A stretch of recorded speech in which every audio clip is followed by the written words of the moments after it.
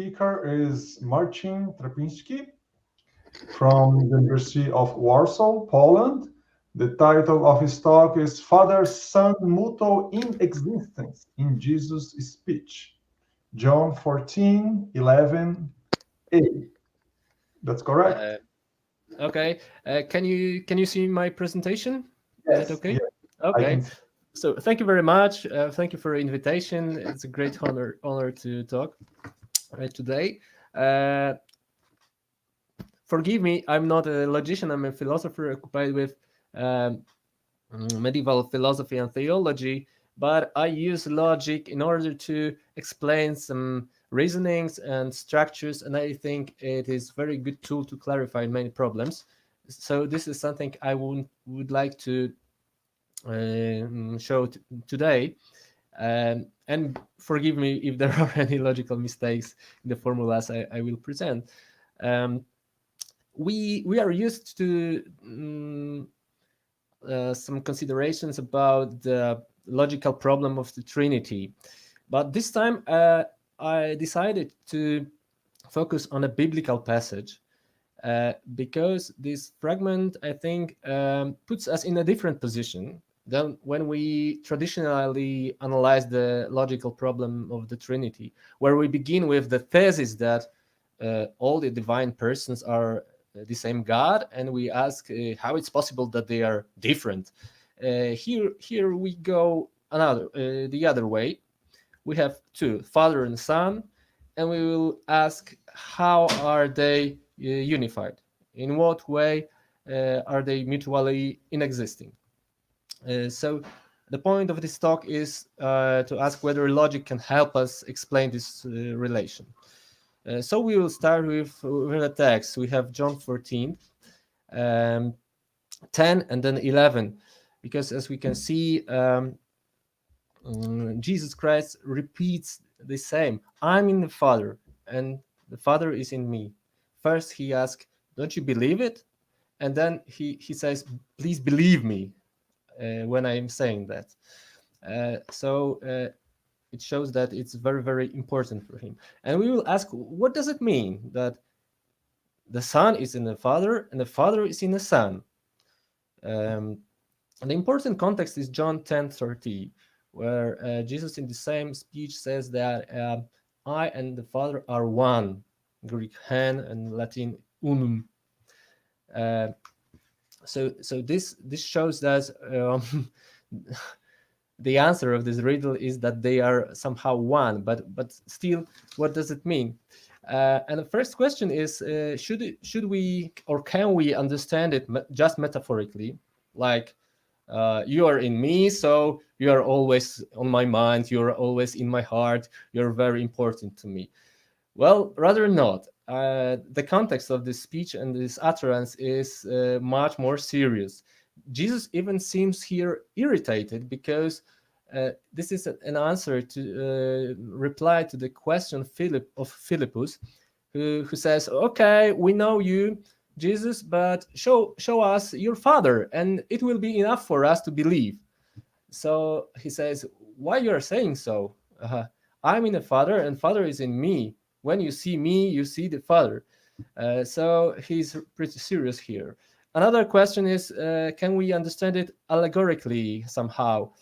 But according to the biblical hermeneutics, if we analyze something allegorically, interpret something allegorically, we should still do it literally. So it should work also literally. So we have to ask still, what does it really mean that Son is in the Son is in the Father and the Father is in the Son? And I called it here this mutual inexistence, yeah, and we will try to decode it. And the main question is, can logic help us in it? I think it can. One, because it clarifies what is the interpretations that are offered. But also, when we put it logically or formalize it somehow, then we can ask more and more questions. So it generates questions. I will show you what I mean later. My first idea was to use some operators like inclusion or being element of, but I'm sure that it's not a good way, because we are used to the meaning of these symbols, and we know God is not a set, or Father is not a set, and the Son is not an element of the Father. So it's not a good idea. But my first idea was to use it somehow for constants P and F for pater and filius. We could offer the following formula. So one is included in the second, and the second is included in the first one. So they are somehow identical, because we know from John 10:30 that they are one, they are unified somehow. So I use here this index in order to underline that it's not an absolute identity, but a relative one, as referred to the substance, to the essence, or to this unity. Yeah. Then I tried to reformulate it and give the additional bar in order to underline that it's a kind of hard identity, really being one. Maybe it's better, but still, I think we should try to find something else. And finally, after this formalization, first attempt of formalization, I asked myself, okay, but is this relation symmetric or not? So this is how this logical or formal approach generates questions. Yeah, because after that, the question came to my mind, okay, is it symmetric or not? And perhaps not, so I put it the index here. But as I told you, okay, God or Father and the Son are not sets, so I thought maybe we should just put it as a relation in, being in. So P is somehow in F, and F is somehow in P, and it would mean that F and P are unified to some extent, identical. But still, such operators are not satisfactory, in my opinion, because they apply. Because still we don't know what does it mean. It gives us nothing. It shows nothing. We need to improve it somehow. So another step was to refer to the context of John 13:9. Anyone who has seen me has seen the Father. So what does it mean to be in? Well, it means that we can conclude from it that if one of us was seen by someone, then also the second one was seen by this person. So for each x, if x saw F, then it follows that x saw also P, the Father. Or perhaps we can say even something more interesting, that this X, so not only the Father, but the Father in the Son. So we could introduce another element, a function in one. So X is in Y as an image or icon. And if so, we could ask, okay, so we know what does it mean that the Father is in the Son, but what about the Son being in the Father? So the other way. And here St. Bonaventure can help us, because he refers to this passage, John 14th, 10th and 11th, in the context of John 1:1. So the very beginning of the Gospel of John. In principio, in a principio erat verbum. So at the beginning, in the principle, there was the word, so filius. So we could say that we can have a relation. Oh, there is a mistake. It should not be as, but in. So if X is rooted in the Father, so this is because he was created in this Father as in the principle. But still, I think that we should go further and use the interpretations provided by main theologians like Augustine, Peterlombard, and Aquinas.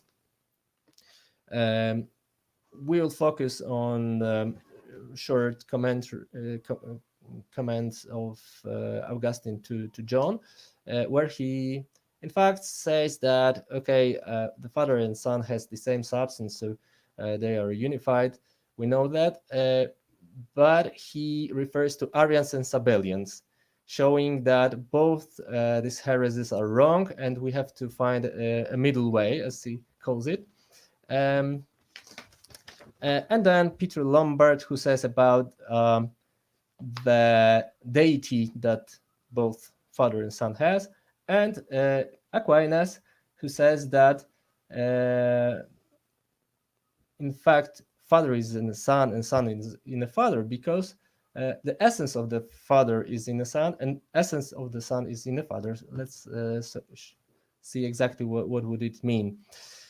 Here we have first negation of what Arian says. It's not true according to Augustine that P is not equal F to F, and secondly to Sabellians. So it's not true that they are the same that Sabellians claimed, or more literally, we can put it like this. Yeah, so this is one attempt of formalization. And a positive approach, let's say positive, is much more trivial for Augustine. They are equal, but it means that, so he refers to Arians, but it means that it's not true that Father is greater than the Son. This is what he wants to say. And here we see that we use different symbols, because in both situations we in fact refer to another meaning of identity, being identical, being the same. So logic also shows us that we have to discern these types of identity. Here we have Peterlombard, who says that both Father and the Son have the whole deity in them. And in this meaning, the Father is in the Son and the Son is in the Father. And finally, okay, and again, this question about the relation in, can it be symmetric, or it should not be like that? So then we would put the indexes 1 and 2. And finally, Aquinas, who says something very, very interesting, that the essence of the Father is Father himself, and the essence of the Son is the Son himself. So, he says, if the essence of the Father is in the Son, and the essence of the Son is in the Father, then this is what Jesus says, that I'm in the Father and Father is in me. We can also see what's in Summa Theologiae, and attempt of formalization is like here presented. This identity is with index R because it's secundum rem, so with respects to things, the substances. We could add also that Aquinas refers to what Jesus says, that Father speaks by me, so gives a word which is in me. So this is another interpretation. And finally, we'll conclude now. We should remember also that according to Aquinas, Father is this relation of paternity. This is the same for him, because each divine person is in fact this relation that this person represents, and filius is filiatio. So perhaps we can also say that these relations of being in is also connected very strictly with such relations like paternity and filiatio.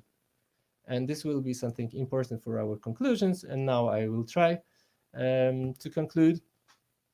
First question I wanted to ask is, can logical formulas or logical symbols clarify the relationship presented in this passage? Yes, I think so. However, it's just a first step, first attempt. I wanted just to offer you something, I think, new, because I haven't found any logical analysis of this passage. And maybe you will feel also inspired to go on with these considerations. Another conclusion is that the relationship of mutual inexistence makes sense.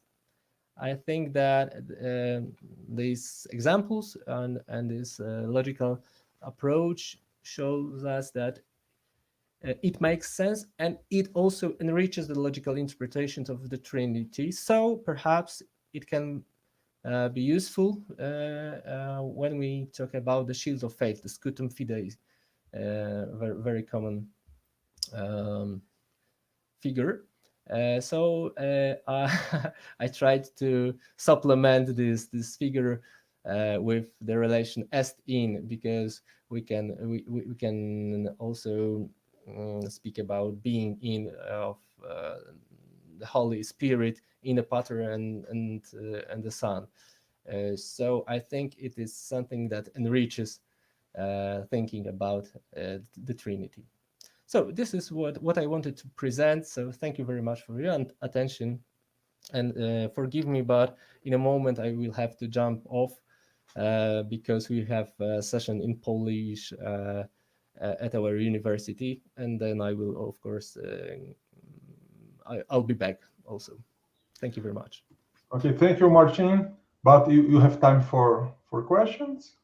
Okay. You do. Okay, so I have one question. Okay, thank you very much for your talk. And well, that's very interesting, because it just came to my mind that other texts also speak about this belonging relationship between God, but not between God. I'm thinking of the Bhagavad Gita, like it's known as the Hindu Bible. There, the speaker, which is identified with God, that's Krishna, he says that he's in all beings. He's in all beings. It's pretty much the same what Jesus says, that the Father is in me, right? So I was just wondering, but over there we have a kind of monotheism. We don't have anything like monotheism where all beings are God. There's a very clear monotheistic concept of God. So I was just wondering if this belonging relationship is strong enough to be used in the doctrine of Trinity in order to support or justify the fact that according to the Trinity, Jesus is God. Well, I think it's close, and many tools could be used to this problem that you addressed. But still, I think it's something different, a bit different, because also in Christianity we can ask about being of all the things in God, yeah, and the problem of pantheism and so on. So when we say that in Christianity we have both the problem of all the things in God and God in all of the things, and the separate problems of the relation between divine persons. So we should discern somehow these problems. But I think that the tools can be somehow similar. So perhaps we can use the same tools like relations to explain what you are talking about. So okay, good. I think so. Thank you. Thank you very much. All right, thank you very much, Marcin. So thank you, and sorry for quitting. No problem. No problem at all. Thank you very much. So see you soon. Thank you very much.